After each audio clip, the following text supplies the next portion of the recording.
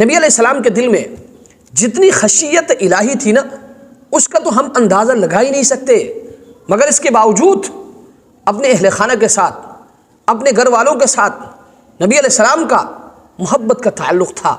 پیار کا تعلق تھا، اور یہ عین مطلوب بھی ہے، اور اللہ تبارک و تعالیٰ کو بھی یہ چیز پسند ہے۔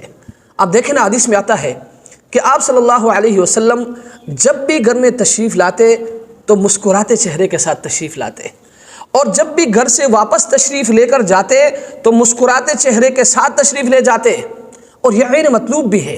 آج ہم اپنے گریبان میں جھانک کر دیکھیں، ہم کہتے ہیں میاں اور بیوی کا آپس میں محبت نہیں ہے،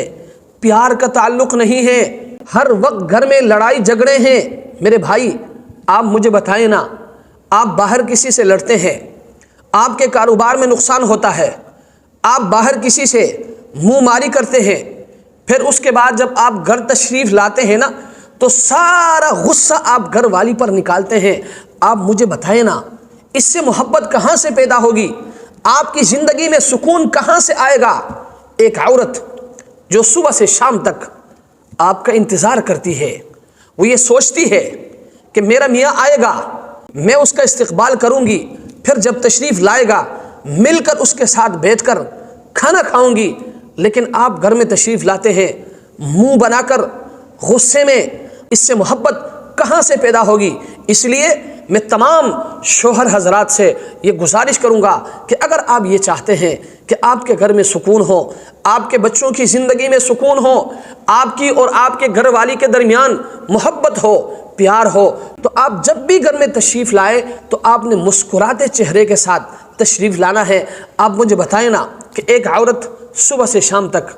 آپ کا انتظار کرتی ہے، آپ کا استقبال کرتی ہے، آپ کے لیے دروازہ کھولتی ہے، آپ کے لیے کھانا پیش کرتی ہے،